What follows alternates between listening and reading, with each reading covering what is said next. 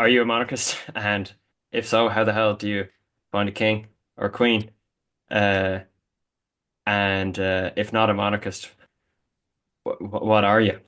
Yeah, so this isn't like so I don't even know if this is a real category. I would call myself a localist, right? I would say at heart I'm a distributist, right? I'm a big subsidiarity enjoyer.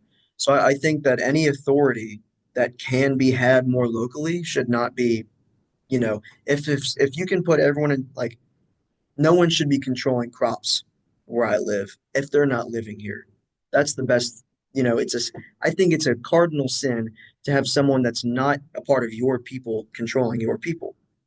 And so back in the day when nations actually meant something, you could have a king, say, okay, do this with your crops.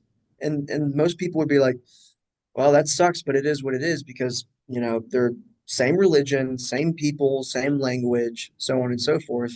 But that's just not the case these days. And so I would say I feel best when authority is localized, for sure.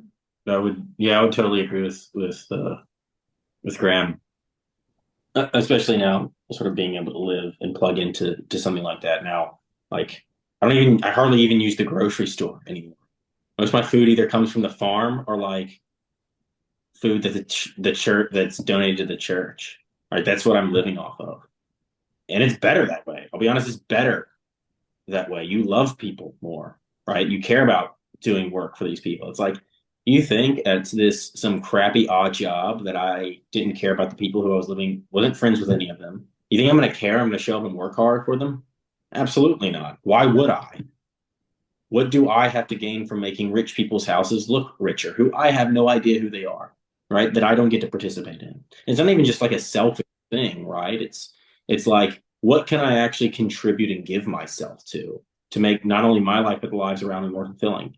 How can I see what's being made more fulfilling in whatever you know whatever job that I had in the past? I didn't really get to see that with very few exceptions, of course. Um, but I think that keeping it there, it enables human flourishing to a greater degree because people have each other's backs and people love each other. And are you really going to like turn your neighbor down and screw him over? Well, probably not because you have to go to church with him, right? Yeah. It's that didn't really work that way. And if you did, what would happen?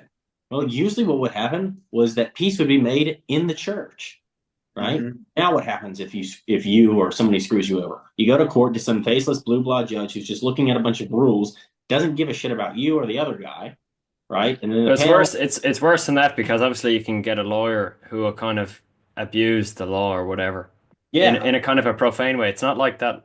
It's not like neutral. It's But like the everyone you're trying to screw each other. You're suing this guy with no regard to what's actually right or whatever or just. But or no, that's obviously not always the case, but that can be the case a lot.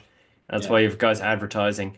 You know, if you're in a crash, sue the hell out of them, call me or whatever. But Philip, go yeah, ahead. Sorry. yeah. Call me, I'll take care of you. It's like, no, no, no. You're not going to take care of me. You're going to take care of getting me money, maybe. Like maybe that's what they'll do. But why do they want to give me money?